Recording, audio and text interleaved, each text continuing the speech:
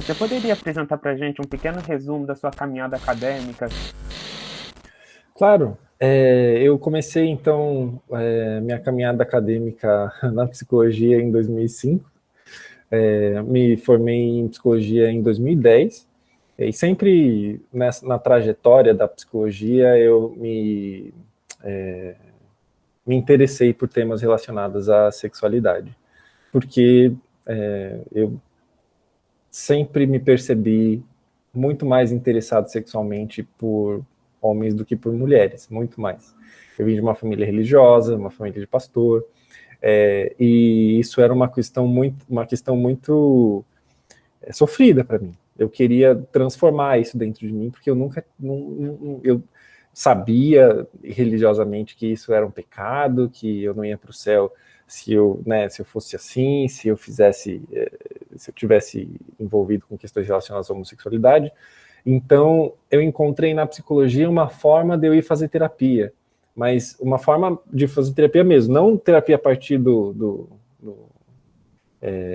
das aulas, mas assim, eu estou fazendo psicologia, então eu tenho que fazer terapia, e esse seria um subterfúgio para falar para os meus pais, olha, eu preciso fazer terapia, porque eu, na minha cabeça, achava que a terapia podia me transformar de homossexual para heterossexual. Fui para terapia e, lógico, observei que não é assim que funciona, que as coisas não são assim, que a homossexualidade não era um problema, uma patologia, enfim.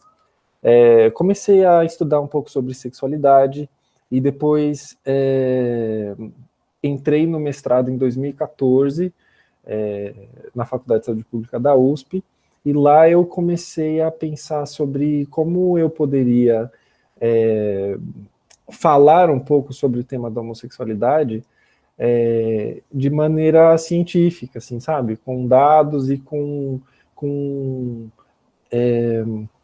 a aproximação de pessoas LGBTs dentro da igreja. Então, no mestrado, eu entrei em contato com a SDA Kinship, que é esse grupo de pessoas, né, que advoga em favor, né, dos direitos das pessoas LGBTs. E eu fiz uma pesquisa que falava sobre como homens gays, né, ou bissexuais, desta comunidade consideravam sua masculinidade, né, por terem vindos desse ambiente bastante conservador. Fiz uma etnografia digital bastante interessante, observando as postagens no Facebook, no grupo de Facebook secreto desses homens, né, gays e bissexuais, dessa instituição, e comecei a perceber que a ideia sobre masculinidade era uma ideia muito mais abrangente, muito mais diversa, muito maior do que aquela ideia que a igreja concebe como o que seja masculino, como deve o masculino talvez se portar, mas de alguma maneira também muito atrelada a determinadas coisas adventistas, né? Então, o que eu consegui perceber é que não existe uma ruptura completa quando você, digamos assim, começa a pensar diferente de uma determinada instituição, a ruptura não é completa, e não consegue ser, não tem como ser completa, porque isso está na experiência das pessoas, né? Então, determinadas coisas permanecem também nos discursos das pessoas, especialmente como considerando, né, ou a masculinidade alguma coisa relacionada ao corpo, né? Então, o que para eles fazia sentido, né? O que para eles era significava masculinidade estava muito retratado no corpo, entendeu? Então, corpos com pelos, corpos com músculos, corpos com pênis. Então, a ideia de homens com vaginas, homens com vulvas, né? Homens trans, por exemplo, não acontecia, pelo menos naquela época, né? Nas postagens. Então, naquela época eu digo, né? Foi publicado em 2016, 2015, 2016. Então, ainda que esse tema fosse um tema bastante falado, nos meios LGBTs, pelo menos nesse grupo que eu estudei naquele momento, não existia muito o falar sobre o tema. E a masculinidade permanecia bastante nesse campo do corpo, né, e não tanto do comportamento, por exemplo. Homens ditos efeminados, por exemplo, que dançavam, que usavam outros tipos de vestimenta, que utilizavam, não eram, de alguma forma, vistos como menos homens, eram vistos como homens, enquanto que a questão do corpo ainda permanecia muito importante, né? Então, fiz esse trabalho pensando em como é que pessoas que de alguma maneira divergiam com a igreja e cindiam com a igreja nessa questão da sexualidade, como é que eles pensavam, né? E qual que era a experiência deles no sentido da masculinidade. E aí, terminei em 2016 o mestrado, e aí em 2016 mesmo eu comecei o doutorado querendo fazer o caminho inverso. Inverso não, né? Ao invés de estudar a experiência de pessoas que cindiram com a igreja da própria, né, espectro LGBT, que ia mais, começar, então, a entender um pouco como é que pessoas LGBTQIA+ ficam na igreja e, de alguma maneira, obedecem àquilo que são os preceitos da igreja e como é que essa experiência de renúncia da sexualidade, da prática sexual, da prática afetiva, homoafetiva, homossexual, né? Então, aí eu comecei a ver como é que eu faria isso, porque é um grupo bastante, né, não é um grupo que fala, né? Não é um grupo, muitas vezes um grupo que se cala e que prefere ficar na miúda, né? Nas igrejas, porque ainda existe bastante discriminação, né? E bastante violência e hostilidade com esse grupo. Ainda que as pessoas digam que não, todos são aceitos e tal, é muito velada, né? Ainda nas piadinhas, ainda na maneira como as pessoas são observadas pelos seus próprios comportamentos. Então, a gente pensou em fazer um estudo que sigilosamente fosse conversando com as pessoas e que as pessoas conseguissem, entrevistadas conseguissem indicar outras pessoas, né? Então eu falo com pessoa X confia na pesquisa, pessoa X indica a pessoa Y, aí eu vou para a pessoa Y, aí a pessoa Y indica a pessoa Z, eu vou para a pessoa Z. Então, fazendo esse mapinha, né, etnográfico. E foi assim que eu consegui fazer algumas entrevistas. Eu fiz mais ou menos umas 20 entrevistas e 15 foram transcritas aí para essa tese de doutorado que fala sobre a renúncia da homoafetividade, homossexualidade entre as pessoas que confessam o adventismo. E tô na pista agora, vendo se eu faço um pós-doc, vendo se eu começo a fazer alguns outros artigos que estão relacionados à tese, né? Então, foi mais ou menos isso que foi a minha trajetória até aqui, assim.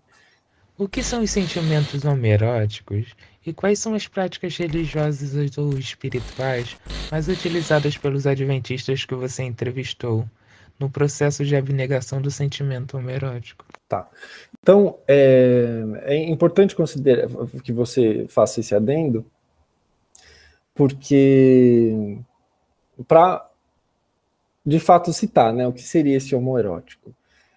Assim, o mais simples dizer é essa atração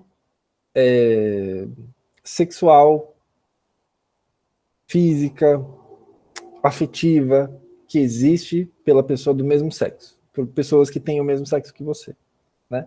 Então, às vezes eu falava homoafetivo, homoerótico, porque às vezes as pessoas falam assim, não, mas a minha questão não era com o corpo da pessoa, a minha é que eu estava apaixonado pela pessoa, né? Só que, claro que a gente não pode desatrelar o corpo da pessoa, né? Então, tudo bem que podia ser afeto e tal, mas é o afeto pela pessoa do mesmo sexo, né? Então, que às vezes não acontecia com pessoas do sexo oposto, né? Então, tem a ver com essa atração tanto física quanto sexual por pessoas do mesmo sexo, né?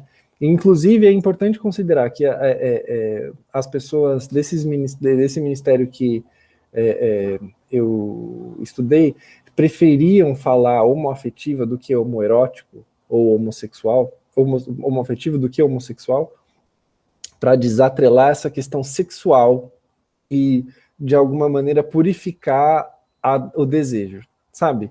Não, mas não é homossexual, é homoafetivo, assim, sabe?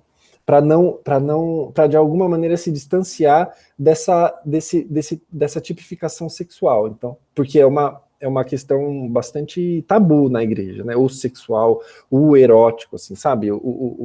Isso tem uma pegada muito negativa. Então, para eles se sentirem um pouco mais tranquilos, falavam homoafetivo, entendeu? Essa era a minha percepção com relação a por que não utilizar homossexual. Não, essa não é a minha identidade, né? Eu não sou, não quero ser identificado com uma questão sexual, quero ser identificado com uma questão afetiva, entendeu? Enfim, o que eu percebia que as pessoas faziam, né, para tentar se afastar do desejo sexual, eram geralmente atividades ou práticas mentais de se afastar de determinados conteúdos que poderiam gerar certa atração homoerótica, né, homossexual. Então, por exemplo, leitura da Bíblia, de conteúdos religiosos, envolvimento com atividades e serviços eclesiásticos, envolvimento com grupos religiosos de apoio, e assim, coisas para você tirar da sua mente a questão da homossexualidade, entendeu? Então, ao você se envolver com diversas outras coisas, você tirava da sua mente a memória ou, sei lá, o direcionamento dos seus pensamentos dessa questão. Então, por exemplo, às vezes questões práticas, como o desvio de olhar a estímulos, né? Então, o outdoor de um cara de cueca, por exemplo, para um homem que se sente, né? Então, justamente o desvio do olhar, entendeu? Da mulher que gosta de mulher tem a propaganda lá do biquíni, ou da mulher da lingerie e tal, sabe? Fazer esse tipo de outra coisa. Por exemplo, não ir a bares com pessoas LGBTQIA+, por exemplo, né? Então, quando fosse a bares ou outros restaurantes, que fossem restaurantes que fosse a comunidade mais em geral, no sentido de ver casais mais heterossexuais do que homossexuais, entendeu? Ficar fiscalizando e monitorando os pensamentos, sabe? Então, nossa, percebi que esse pensamento surgiu, vou pensar em outra coisa. Então, vou pensar numa música, vou pensar vou ver um livro, vou ver, sabe? Fazer esse tipo de desvio de olhar, desvio de pensamento. Obediência às normas sociais de performance de gênero. Então, por exemplo, perceber que as mulheres, por exemplo, usam saia, então usar mais saia. Homens usam mais cabelo curto, então usar mais cabelo curto, entendeu? Tentar não ser efeminado, tentar não parecer uma mulher mais considerada mais masculina, né? Então, tentar obedecer essas normas de performance de gênero, sabe? Então, se afastar de pessoas do mesmo sexo que tenham condutas não heteronormativas, né? Construir vínculos com essas outras pessoas heteronormativas agora sim, para que essas pessoas conseguissem de alguma maneira ensinar determinadas práticas e modos de ser, sabe? Ou reproduzir esses comportamentos dessas pessoas, entendeu? Isso aconteceu comigo, assim, grande parte dessas coisas que eu estou falando aqui também foram parte do meu repertório, da minha trajetória, né? De saber como é que... Isso agora eu vou falar da minha experiência, por exemplo. No meu caso, eu observava como é que os meninos viravam, sabe? Como é que eles viravam a cabeça? Como é que eles andavam? Como é que eles levantavam a mão e falavam, por exemplo? sabe? Na sala de aula, porque isso foi na minha época de adolescência.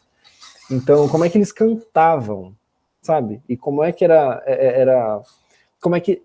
É toda uma questão de performance corporal, sabe?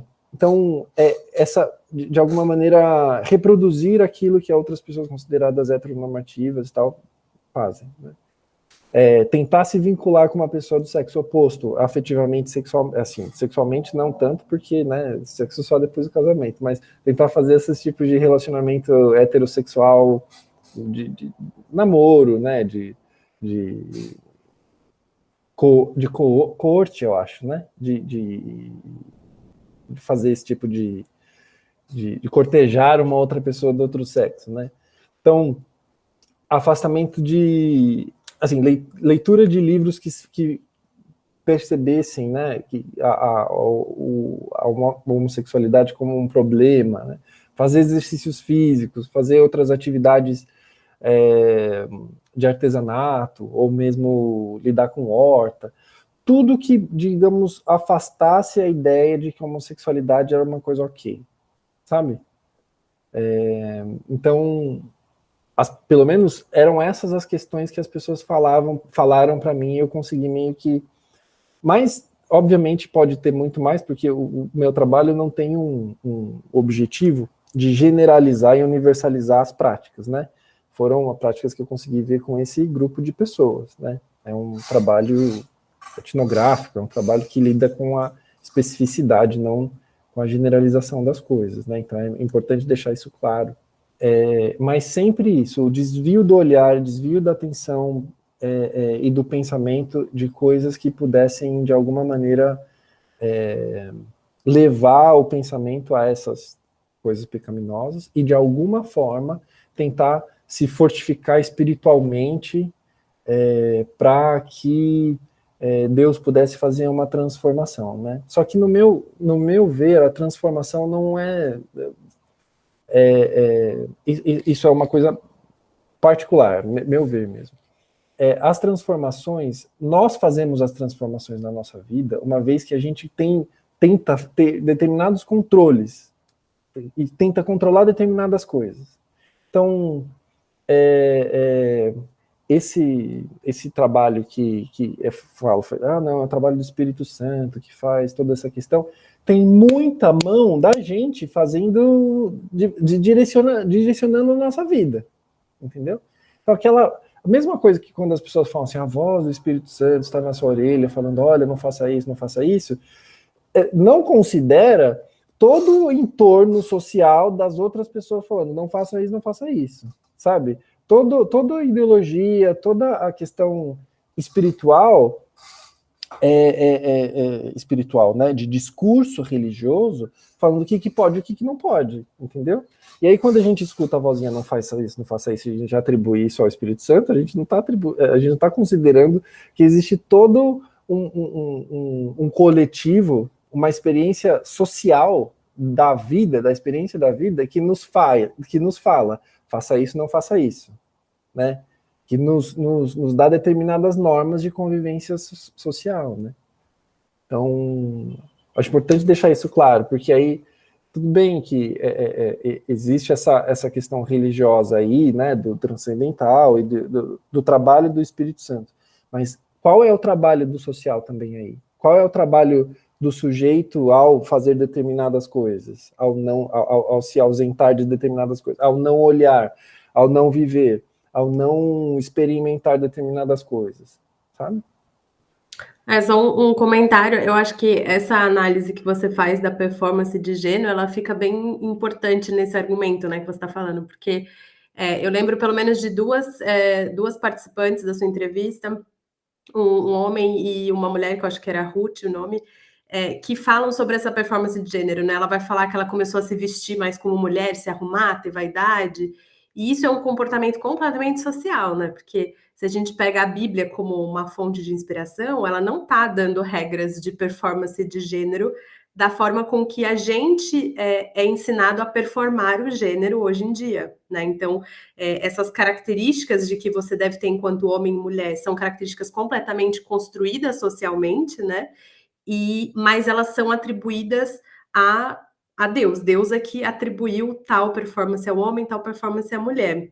E aí a gente imagina, né, que o Espírito Santo está te inspirando a performar exatamente como a sociedade capitalista ocidental espera que o homem e a mulher performem para né, a sociedade funcionar da forma que ela funciona hoje. Então é completamente esse o caso, né? Assim, só comentando isso que você falou agora sobre a performance de gênero, né?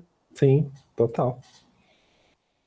E esses atos aí, eu fico assim, pensando que mesmo que a pessoa não esteja diretamente ligado a um ministério de reorientação sexual aí, a, o social vai ditar muito na forma que a gente vai ver. E assim, esse padrão que é solicitado aí de olha para um lado, a forma que é padrão, mesmo que você não esteja vinculado a alguma regra religiosa, uma instituição religiosa, isso vai estar. Mas quando a gente vai agora, pensa no contexto adventista, olha que tem de livro que ensina, que fala sobre homossexualidade e que vem com checklist, é absurdo. Eu tenho pelo menos 3 ou 4 aqui em casa, de que vem falando assim, ó, procura um psicólogo especialista em sexualidade que ele vai te orientar a fazer tal coisa. Você não deve olhar para... Você tem que olhar a pessoa do mesmo sexo a fim de aprender o comportamento. É tabelado, né? Quando também não vem jogando já a questão do AMS, né? Atração pelo mesmo sexo, porque cai num contexto tão exclusivista o adventismo de que ele não pode se parecer com nenhuma outra religião. E eles adotam nomenclaturas que quase no meio científico é raro ver. Então você vai ver, por exemplo, outra nomenclatura que a gente vê muito pouco, mas é comum na área da saúde, é HSH, homens que fazem sexo com homem. E eles começam a adotar essas nomenclaturas para se afastar e acabar mantendo o título de exclusivista que a denominação tem, né? Exatamente. Pode comentar, você ia comentar? Não. Só dizer que é exatamente isso, porque de alguma... Eu falo até na tese que a Igreja Adventista, ela, né, tem determinados ministérios e tal, mas ao mesmo tempo ela está fazendo um trabalho muito parecido com as outras igrejas evangélicas, entendeu? E mesmo assim se pega a determinadas coisas, porque a nossa igreja tem o sábado, porque a nossa igreja tem isso, aquilo. Então, de fato, ela é bastante exclusivista. Eu diria até fazendo um papel muito parecido com o papel da Igreja Católica na catequização, né? Porque a Igreja Católica ela vem, né, como missão para a América, né, para Bia Yala, né, a terra que existia aqui, a civilização que existia aqui, e é a igreja que vai ensinar para os indígenas, para os povos nativos, como performar gênero, né? Porque eles não tinham a mesma. Bom, vocês devem saber, estou pregando para convertidos já. Mas é interessante que remonta a muito além, né? Essa questão da igreja ensinando como vão ser performadas, né? Tem um livro muito interessante sobre isso, que eu vou até indicar para vocês.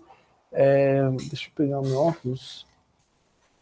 O nome do livro é Prazeres e Pecados do Sexo na História do Brasil. É bem interessante e ele fala sobre isso que você está falando, Marina.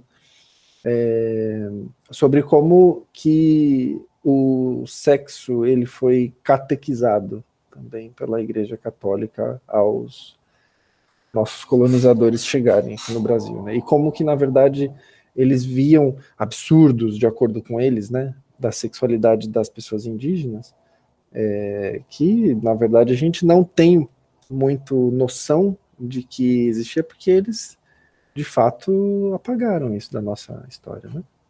Quiseram apagar. Você entrevistou pessoas de diferentes contextos geográficos e diferentes idades. Quais são as principais diferenças nos discursos de abnegação no que diz respeito aos contextos sociais e geracionais? Como eu entrevistei pessoas dos Estados Unidos, do Brasil, algumas pessoas que estavam na Europa e uma pessoa que estava na África, eu consegui perceber uma diferença interessante, principalmente com relação aos lugares diferentes que as pessoas estavam.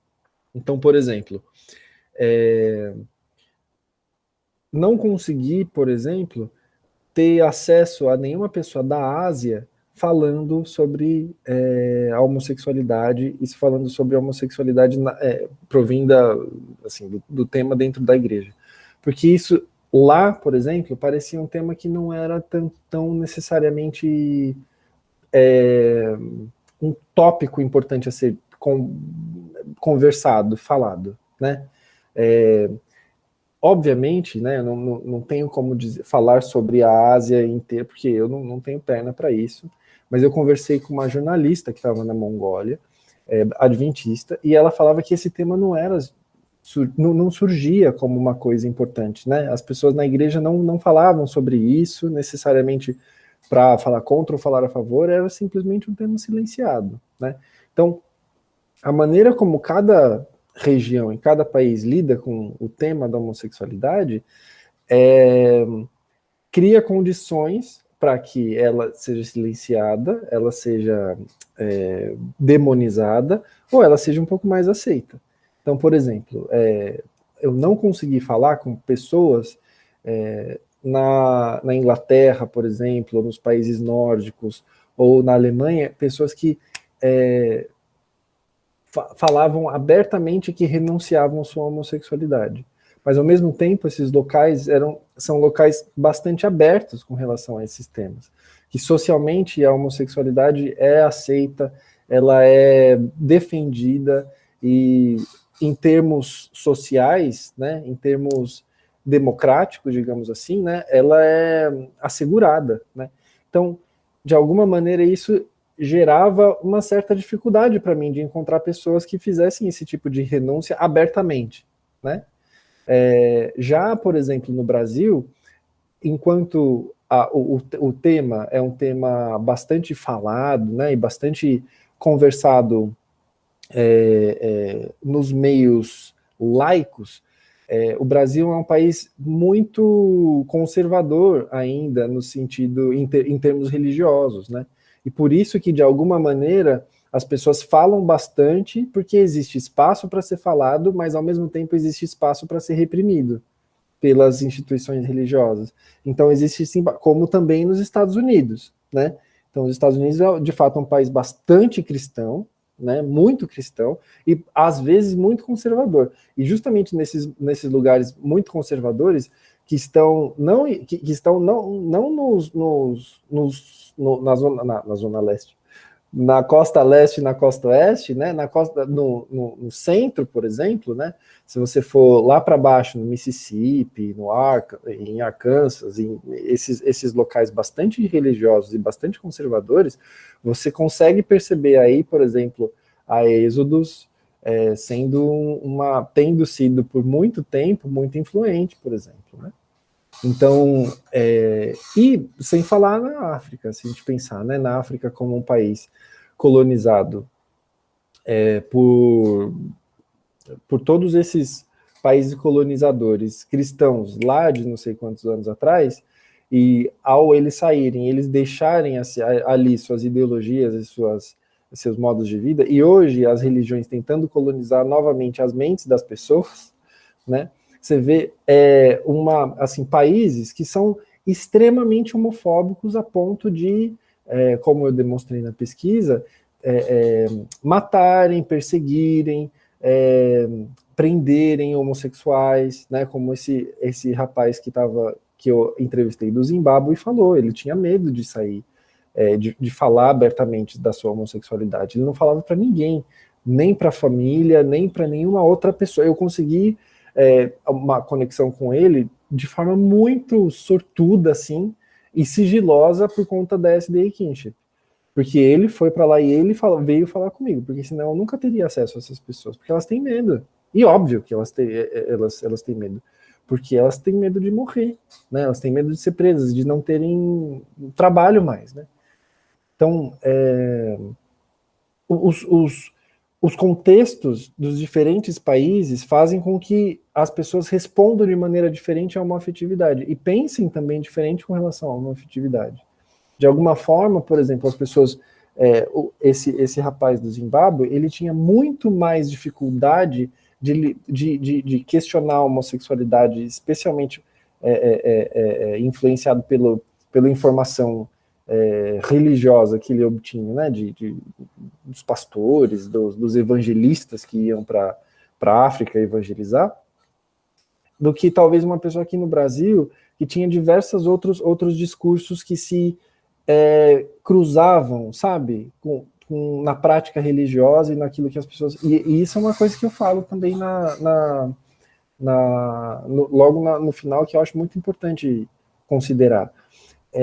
A ausência de discursos que caminhem paralelamente sobre determinado tema e sobre determinado assunto faz com que a gente não consiga olhar uma figura maior e mais ampla de determinado tema, entendeu? Então, se a gente só tem acesso a um discurso, esse discurso vai ser a verdade absoluta sobre as coisas, né? Só que uma vez que a gente tem um discurso homofóbico, hostil, violento sobre a nossa sexualidade, a gente abre caminho para ideações suicidas, práticas suicidas. E com a questão da geração, eu acredito que isso tem a ver muito com o que eu estava falando sobre os discursos. As pessoas de gerações mais novas, elas têm acesso a mais discursos, e mais discursos falando sobre a homossexualidade, e falando e discordando entre si. Uma vez que as pessoas mais jovens conseguem observar isso e conseguem observar um mundo talvez um pouco mais tolerante, eles conseguem ser mais tolerantes consigo mesmos também, né?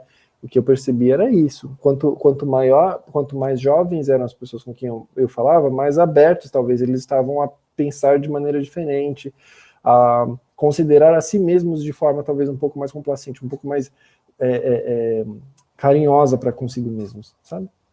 Ontem até estava fazendo uma publicação no Twitter exatamente sobre a questão dos países que não aceitam as pessoas LGBTQIAP+, como que é o adventismo nela. E o adventismo incentivam política anti-LGBT, publicamente, e em nome da igreja. E assim, botei um caso desse ano, botei um caso de 2018, mas eu sei que só nesses últimos 5 anos teve em vários países. E a questão que eu quero fazer as pessoas observar é que onde tem penalidade de morte, a questão LGBTQIA+, é que o que acontece? Como que tem sido a ação do adventismo ali? Será que ele tem trabalhado de que forma? Porque se no Brasil existe a subnotificação e ainda assim está vista como o país que mais mata LGBT, e os países que nem consideram a existência dessas pessoas, será que esses países não estão matando muito mais, já que simplesmente essas pessoas só desaparecem e nunca mais ninguém vê sobre elas? Na sua tese, você demonstra que algumas pessoas de fato renunciam à prática homoerótica, e dessa forma, alguns atribuem um novo significado e propósito às suas vidas. Na mídia adventista, essas pessoas normalmente são mencionadas como exemplos de que a homossexualidade pode ser vencida. O que você notou conversando com essas pessoas? O que eu percebi é que a experiência dessas pessoas, além dessas pessoas serem bastante rígidas espiritualmente, né, no sentido de... Você percebeu que assim, essas pessoas elas eram adventistas e voltaram para a igreja adventista, não perceberam, não foram para outros espaços religiosos, abriram a cabeça e tal. Então, o que eu percebi são pessoas bastante resistentes a outras ideias religiosas e outros discursos sobre o transcendental, e ao mesmo tempo pessoas também que tiveram prejuízos e experiências insatisfatórias quando foram viver algumas experiências homossexuais e homoafetivas, entendeu? Então, ela geralmente falava assim, não, mas é muito pior o mundo gay, né? Entre muitas aspas, né? O mundo gay é muito pior. Então, quando eu estava lá, eu via a pessoa se drogando, eu me drogava, eu tive um relacionamento que a pessoa me traiu, eu tive um relacionamento que me levou à perdição, perdi dinheiro, eu percebia que eu não estava tão feliz ali quanto eu era feliz na igreja. Então, assim, para eles, houve um prejuízo muito grande viver essa vida, quando que, na verdade, quando eles estavam na igreja, era ótimo, digamos assim, né? Ou era melhor, ou era, de alguma maneira, não vivenciar a homossexualidade era melhor do que vivenciá-la nesses contextos, entendeu? E falavam tudo que a igreja fala com relação a questões homossexuais, né? De, é muito promíscuo, as pessoas pegam infecções sexualmente transmissíveis muito fácil, todos morrem de AIDS, quando, na verdade, se você for parar para pensar, algumas pessoas têm experiências com a vida, quando elas vão viver, talvez, a homossexualidade, muito positivas. Então, sabe, isso é uma questão, talvez, muito subjetiva e pessoal do que é uma questão de generalizável, sabe? Então, outras pessoas têm ideias com relação ao uso de drogas, por exemplo, de maneira diferente, assim, sabe? Então, tudo bem que as pessoas usam drogas, eu não vou usar, sabe? Não preciso usar drogas para estar nesse meio, entendeu?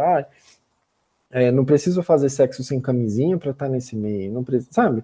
Então, existem diversas outras possibilidades que essas outras pessoas que permaneceram no mundo gay não tiveram essas experiências que essas pessoas que voltaram, né, que retornaram. Ou talvez que não tiveram essa experiência, mas ressignificaram, né, deram outra ideia para isso. Então, o que eu percebo é que esse retorno, ele também tem a ver, e isso é importante considerar, ele também tem a ver com a experiência negativa das pessoas que foram para lá, entendeu? E talvez uma experiência positiva quando fica. Então, eu fico e eu me torno um exemplo. Eu fico e eu consigo ter coisas que eu não tinha antes, né? Eu fico e eu consigo, viajar o mundo para falar sobre dar o meu testemunho, sabe? Então, algumas pessoas se diziam felizes, nossa, eu sou muito mais feliz aqui, né?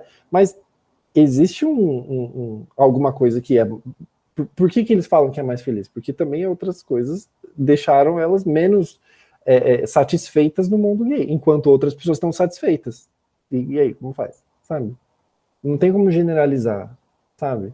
Não tem como a pessoa que está dando seu próprio testemunho generalizar, nossa, a vida dentro da igreja é muito melhor. Cara, a vida fora da igreja para outras pessoas é assim, muito melhor, assim, sabe? Com relação à experiência afetiva, experiência sexual, experiência de vida, sabe? Tipo, muito melhor. Então, assim, é a mesma coisa que você falar que a minha experiência é mais válida, mais digna que a sua, entendeu? Mais interessante que a sua, melhor que a... Se um dos entrevistados falou claramente, se a minha vida fosse melhor fora da igreja, eu estaria muito melhor, eu não estaria na igreja, eu estaria fora da igreja, com certeza, assim, sabe? Veementemente falando isso para mim. E eu falei, ok, né? Já que você está falando isso, que bom para você que está dentro da igreja, né? Mas para outras pessoas é péssimo, sabe? É muito ruim, é muito difícil, sabe? Então, qual é então a experiência que a gente vai eleger a melhor, sabe? Como é que tem esse crivo? Não tem como ter esse crivo. E é engraçado que às vezes parece que a igreja faz uma promessa, né, de uma boa vida, uma vida completa para quem ficar na igreja, né, e óbvio, seguir o caminho da abnegação. E de forma alguma, assim, se a gente olhar para a Bíblia, é isso que existe essa promessa, né, que você vai ter uma... Pelo contrário, a gente tem histórias na Bíblia de pessoas que viveram vidas bem difíceis, mesmo estando ali alinhadas ao que Deus queria para a vida delas, né. Eu acho que uma coisa talvez, então, que a gente possa afirmar é que para essas pessoas seriam, os participantes, né, nesses relatos, seria irreconciliável viver uma vida, homoafetiva ou homoerética e ao mesmo herética não, erótica, e ao mesmo tempo, estar dentro de uma comunidade religiosa, participar, exercer a sua espiritualidade, a sua fé e se considerar, se identificar e viver uma vida homossexual. Você acha que para a maior parte ou para quase todas as pessoas isso seria então irreconciliável? Sim, para alguns deles sim. Outra coisa que é importante considerar é que essas pessoas, elas, eu as entrevisto no momento específico da vida delas e elas podem ir mudando, se transformando também, né? Então, mas para algumas delas, sim, não tem como conciliar, porque é irredutível. A palavra é completamente irredutível. É assim, sabe? Ou você tá num lado ou tá do outro. Ou é preto ou é branco, ou é, sabe? Então, não é muito, como eu posso dizer? Para eles é completamente contraditório. A experiência homossexual é contraditória à experiência religiosa, né? Então, adequada, digamos assim. Então, para alguns deles eu acho que sim, especialmente para esses mais fervorosos, que não questionam, sabe? Sim, com certeza. Me surpreendeu muito ver o relato de um homem que era casado e tinha filhos, e tinha um Sim. filho, e para mim parece uma coisa tão contraditória, né, que a igreja tenha destruído o casamento dele e a família que ele tinha, né? Então, pelo que dá a entender, assim, não sei qual era a realidade do relato, mas inclusive ele não tinha mais, assim, a criança parece que não tinha contato com o outro pai, né? Porque ele fala, eu consegui livrar o meu filho dessa influência, né? Ele não, assim, o fato de acreditar que é um comportamento, né? E uma opção, e o fato da criança não ter aprendido aquele comportamento. Eu achei isso bem. Exatamente. Muito triste, né? Porque aí falou, sabe, Deus blindou o meu filho, assim, sabe? E é muito triste isso, porque e aí como é que vai ser a ideia do filho, né? Dessas pessoas. A gente vê aí, então, a questão no adventismo, da salvação pelas obras, já que a heterossexualidade compulsória vai promover um status. Esse status é a salvação a partir da renúncia, né? E aí vai diretamente contrário ao que a própria igreja acredita, né? Que não existe uma salvação pela obra. Mas quando se trata de sexualidade humana, é sim, é a obra da abnegação que vai te levar à salvação. E aí a gente vê, né, que o primeiro divórcio homoafetivo do Brasil teve ação direta do adventismo. E aí a igreja que começa a mandar material, é a igreja que começa a fazer um evangelismo ali, ó, para tentar converter, e assim, as histórias se repetem, casamento que foi diluído devido à pressão teológica do adventismo sobre o casal lá. Sim, sim.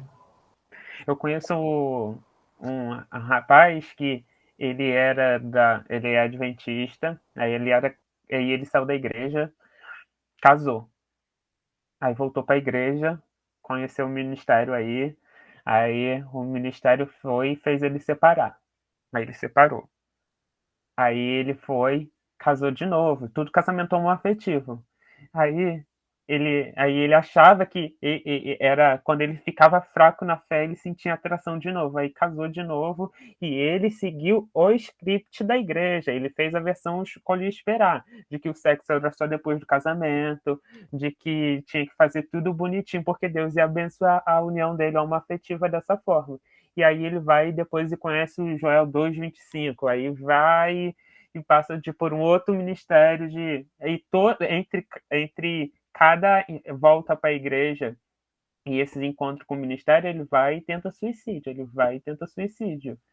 porque ele não conseguia lidar, porque ele tinha um sentimento por uma pessoa e a pressão teológica da igreja falando isso é errado, isso é errado. Aí foi essa confusão e agora ele rompe de novo com a igreja e casa de novo. E é muito frequente a ideação suicida e a tentativa suicida, é muito frequente. Estava em diversos discursos, em diversas falas que eu entrevistei. E claro,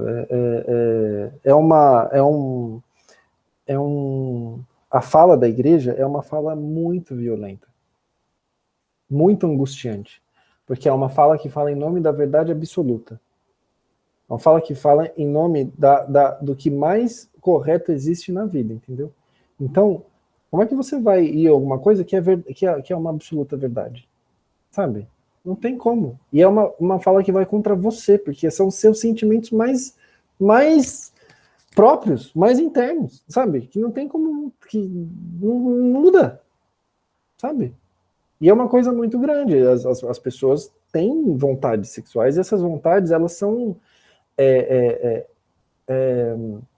desejos muito fortes e muito necessários, digamos assim, né? Muito básicos da vida. Quando você nega o acesso a esses desejos, a gente pira.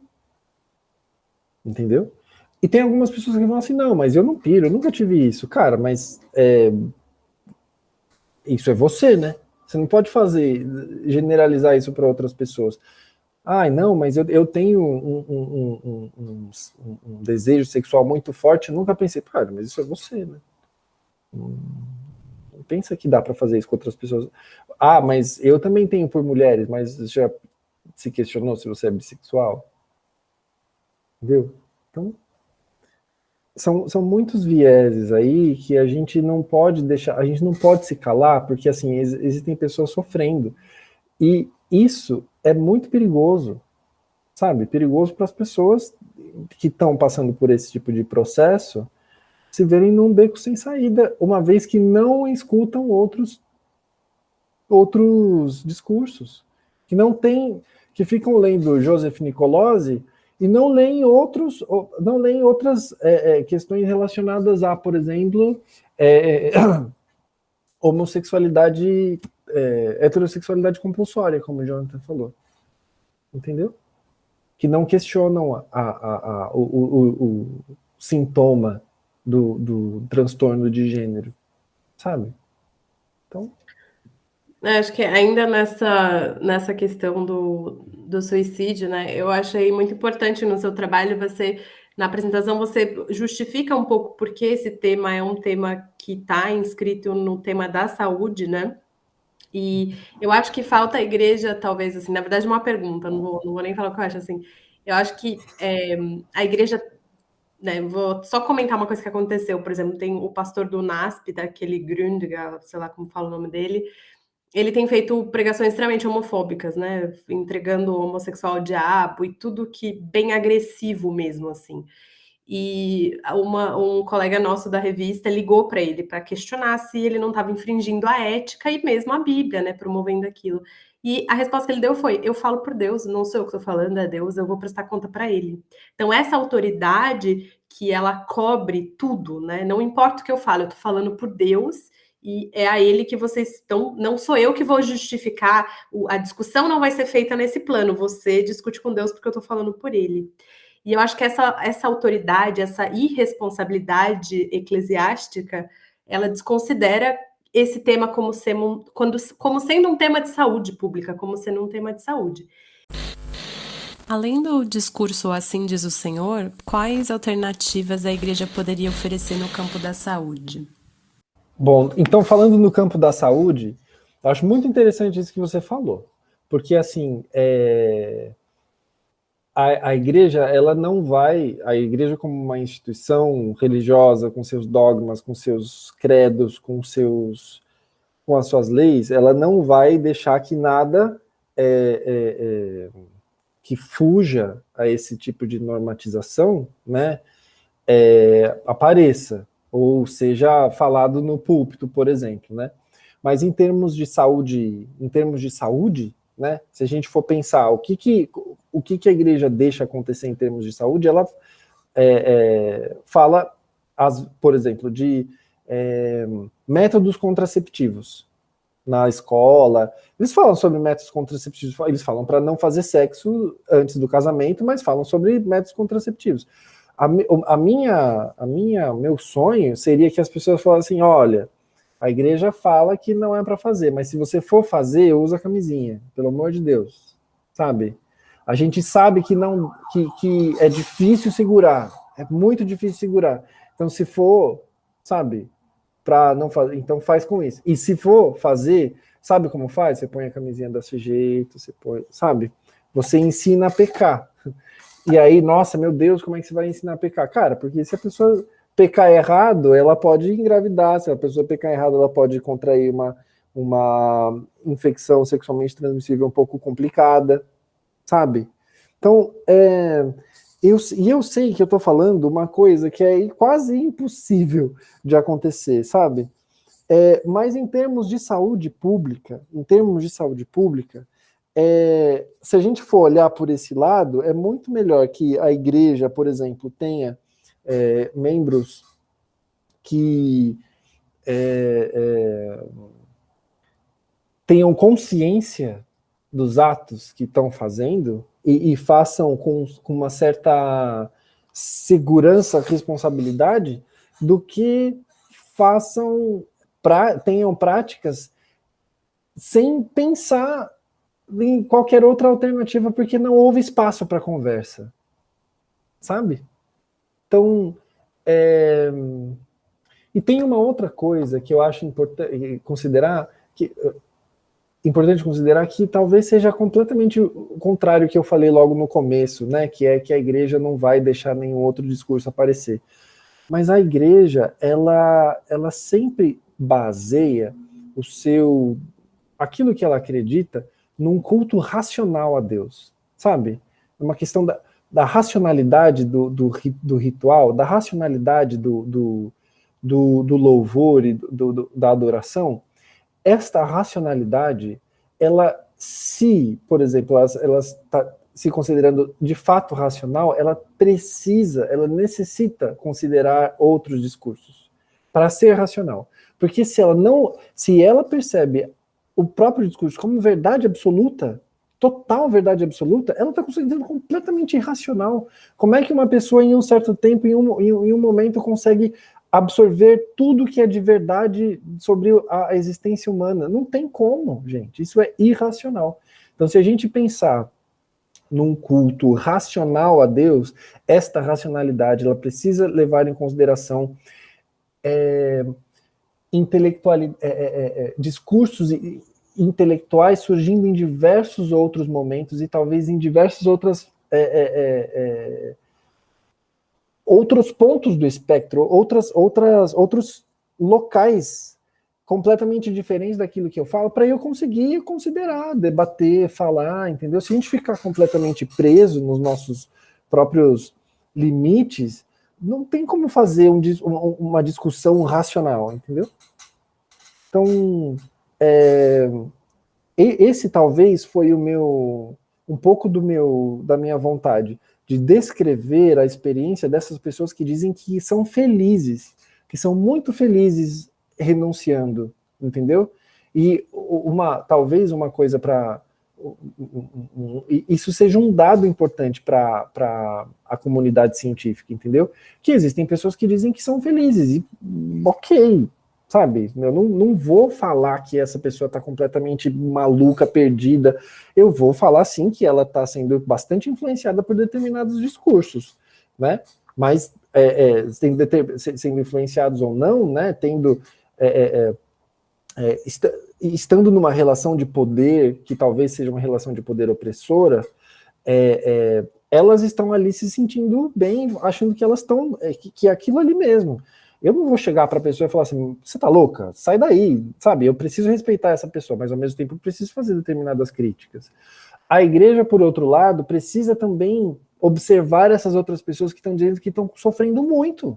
E são muitas pessoas, né? Então, a igreja precisa observar essas pessoas e de alguma maneira perceber, realmente o desejo sexual é uma coisa muito forte e as pessoas estão se matando aí, não é por nada não é por frescura, sabe? Então a igreja precisa abrir o olho para essa situação e perceber que acolhimento não é falar assim, Deus ama o pecado, mas não ama o pecador, mas não ama o pecado. Cara, assim, isso não é acolhimento. Sabe? Acolhimento cara, tô aqui independente de qualquer coisa, sabe? Quem sou eu para julgar? Tô aqui e, sabe? Vida que segue, sabe? E vamos. Não. Tem um vídeo que uma mulher bem famosa adventista, não lembro o nome dela, ela foi falar sobre a homossexualidade,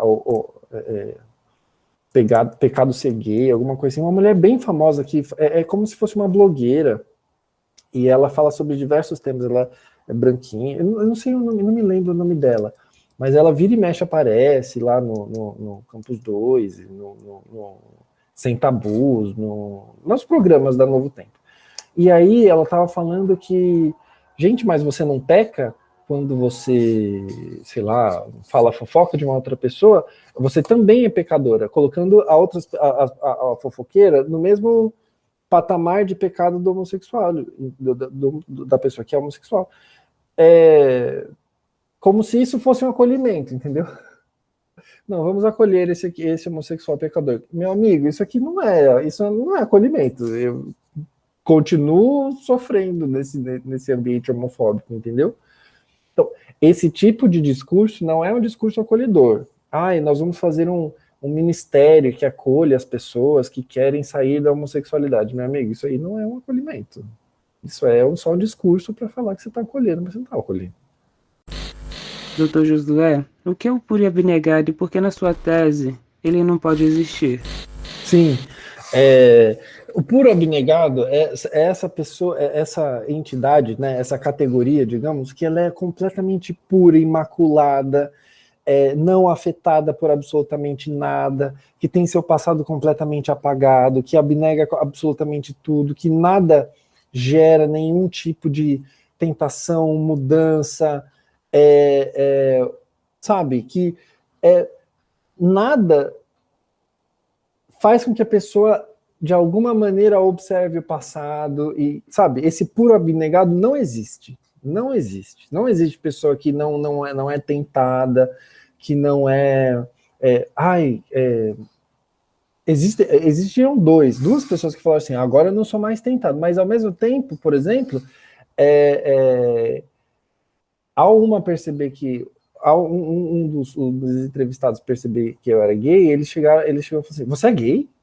Eu falei, eu sou gay. Ele falou, nossa, mas eu não percebi, porque, sabe, eu tenho gaydar, né?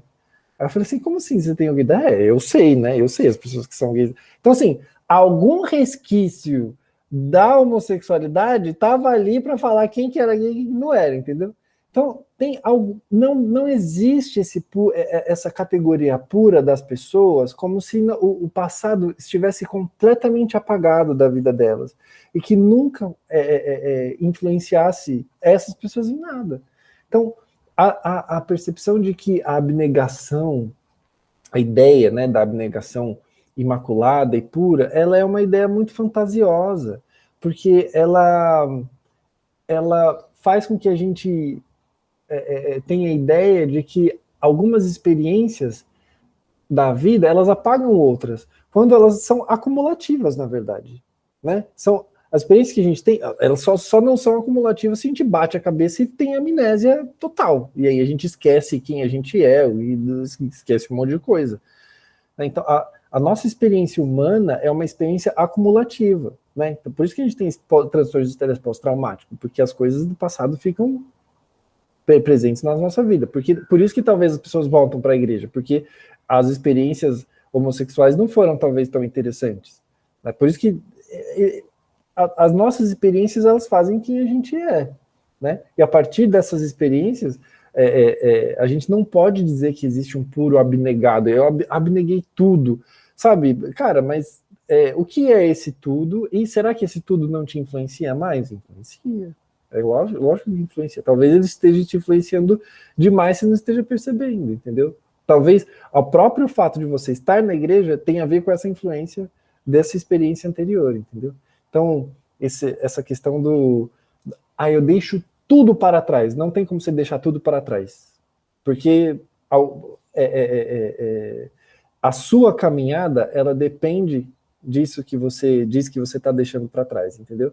Se você tem algumas decisões, essas decisões têm a ver com isso que você está deixando para trás. Então você vai estar toda hora lembrando dessas coisas.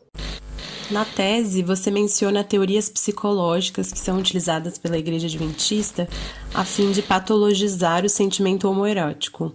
Você poderia explicar quais são essas teorias e por que você não as considera científicas?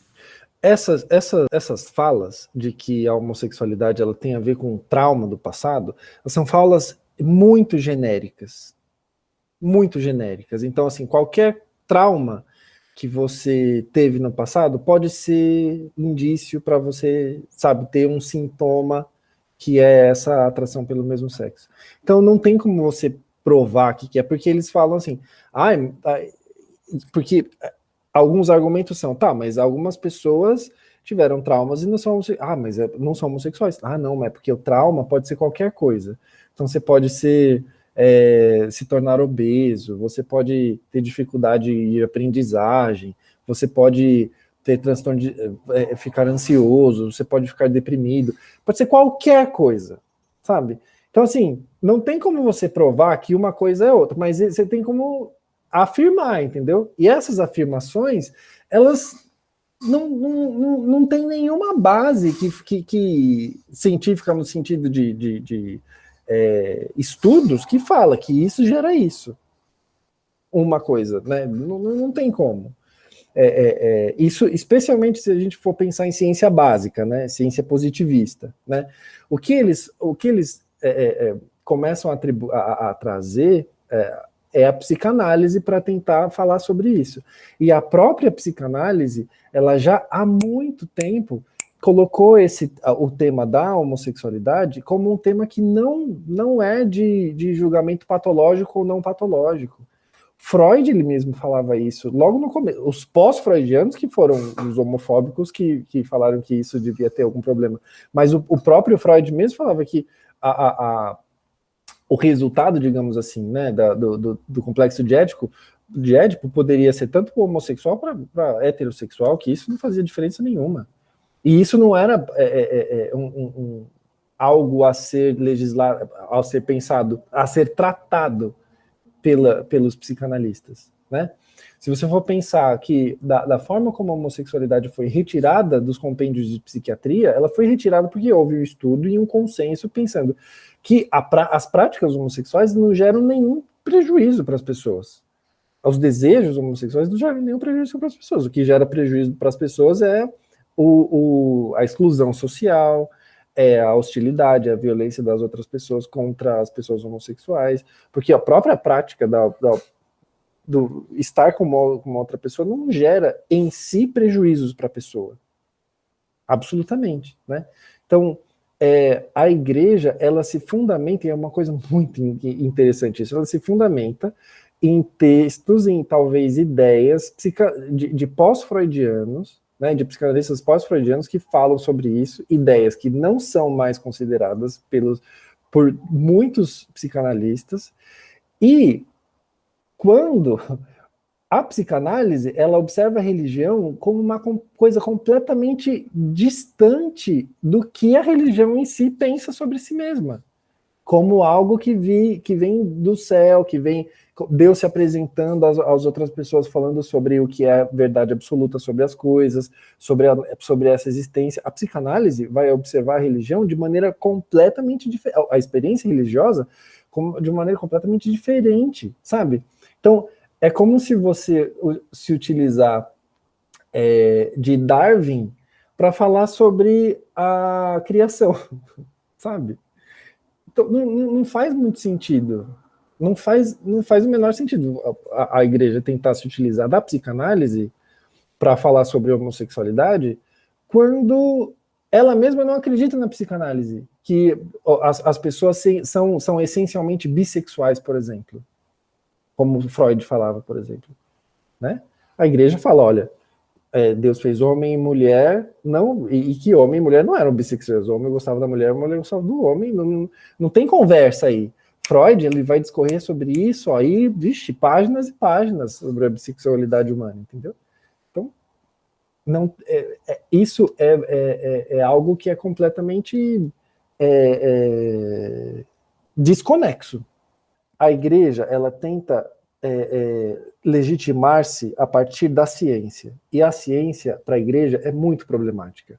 Porque a ciência, primeiro que ela é evolucionista, por um lado. Segundo, que por outra, assim, grande parte da ciência é evolucionista. A gente não pode falar na ciência em si, em toda, porque existem diversas, né, não dá para generalizar. Mas a ciência também vê a verdade como uma coisa muito temporal. Hoje é uma verdade, é uma coisa, amanhã a verdade pode ser outra, e, sabe, pensar sobre como é que as coisas começaram a existir, a ciência tem uma outra forma de perceber que não é criacionista, e os religiosos que pensam dessa forma mais criacionista do design inteligente e tal, não sei o que, que é uma coisa também muito refutada por alguns filósofos adventistas, que eu cito no texto, que é o Hal Kebs, que ele fala que a gente não pode utilizar bases e fundamentos científicos que têm cosmovisões diferentes, completamente diferentes das cosmovisões religiosas. Então, para a religião ela tentar se fundamentar, ela precisa encontrar epistemologias próprias, sabe? Porque senão fica uma coisa sem pé nem cabeça, né? Mas aí é que é o fenômeno do adventismo que é interessante, né? Porque o mundo adventista ele se propõe a legislar sobre tantos aspectos, por exemplo, a alimentação, né? Uma coisa muito específica, não só da igreja adventista, existem, claro, outras religiões que também têm esse aspecto da alimentação, mas aí a gente vai desesperadamente buscar na ciência essas questões, né? E aí, em algum momento da história, a ciência está ao nosso favor, porque daí a ciência está falando mal do café e da carne de porco. Hoje a ciência fala bem do café, do vinho e da carne de porco. Exato. E aí a gente faz o quê? Finge que não é com a gente durante esse tempo, né? Vamos esperar a maré virar de volta. Né? Exato. Porque a utilização da ciência é uma utilização política, entendeu? É uma utilização política de averiguação, de verificação da igreja. Fazer um complemento, José, você falou da questão que a igreja se apropria muito do Deus, que a imagem de Deus fez o homem e a mulher, né? E aí, ou o macho e fêmea, dependendo da interpretação. E fica com um determinismo biológico tão forte que eles desconsideram a existência das pessoas intersexo, né? Então, assim, e aí? Essas pessoas não foram criadas por Deus? Aí cai no discurso do Gilson lá, de que quando ele vai falar lá da minha postagem que eu sou filho do demônio, e aí? A igreja publicamente fala que todos são filhos de Deus. E ele tá me atribuindo o título de filho do demônio num púlpito, sabe? E as pessoas usam, né, dessa fala dele e, além de agredir quem está no banco, acaba violentando outras pessoas e munindo familiares de LGBT para atacar também, porque Total. o que ele falou.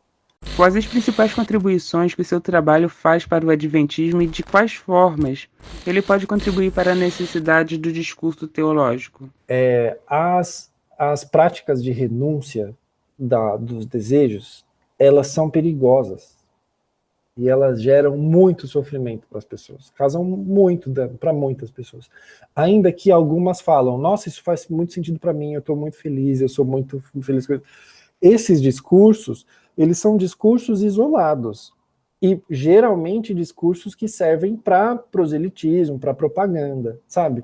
Então, é muito necessário olhar com muito cuidado com relação a isso, porque se você generaliza tudo isso, você gera muito sofrimento e muitas práticas suicidas, práticas de autodestruição, práticas de sensações de depressão e de ansiedade por conta das pessoas não estarem de acordo com aquilo que é o verdadeiro absolutamente, sabe?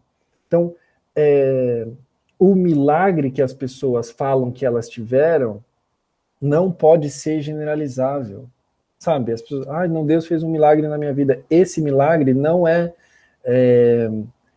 de praxe. Deus não faz essas coisas com as pessoas precisam saber disso, que a experiência é uma experiência de muito mais dor do que, nossa, milagre, sabe? E que o milagre não é uma coisa assim, mágica. O milagre tem a ver com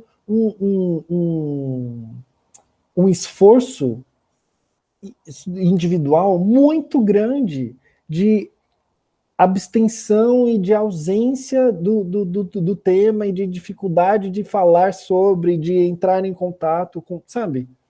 Então, enquanto algumas pessoas estão dizendo muito felizes e tal, assim, uma renca de gente está perecendo, sabe? Tá sofrendo muito. Então, o que talvez, né? Isso pode ser importante para o discurso teológico, é que o discurso teológico precisa considerar essas pessoas que estão sofrendo muito. E não pode pegar nesses exemplos de sucesso, né? Não pode fazer com que esses exemplos sejam pregados como se isso fosse acontecer com todo mundo, né? Como se isso fosse a melhor coisa para as pessoas, porque tem gente que fala que tá renunciando, mas não tá feliz. Tá, na verdade, bastante triste. E tá se sentindo culpado porque não consegue mudar, tá se sentindo culpado porque tem determinadas experiências homossexuais nesse meio do caminho, sabe? Então, a gente precisa observar, a igreja precisa, de alguma forma, olhar para si mesma e perceber que os seus discursos geram relações de poder, e poder opressor contra outras minorias, especialmente, né? E essa opressão, ela não é... Eles nunca falam, não, eu não oprimo, eu não violento, imagina, isso está no imaginário das pessoas. E não é assim. As pessoas não sentem isso, sabe? Então, é necessário um discurso que consiga considerar tudo isso e considerar que as pessoas, elas de fato estão sofrendo. E se elas estão sofrendo, por que elas estão sofrendo? Por conta de diversas situações que eu descrevo na tese. Nossa, com certeza. Muito obrigada pelo seu tempo, assim, eu acho que seu trabalho é muito importante, assim, fiquei muito impressionada mesmo, assim, de ler, fiquei muito movida, assim, eu acho que é uma pesquisa muito importante que vai trazer, eu acho que vai trazer bastante luz para muitas pessoas que precisam, assim, tem muita gente com sede para ler coisas que, né, que tragam razão, que tragam racionalidade. Então, agradeço muito o seu tempo e foi ótimo te conhecer. Adorei. Foi ótimo te conhecer também, Mariana. Muito, muito mesmo. Muito obrigado pelo tempo. John, muito obrigado também, viu? Pelo convite.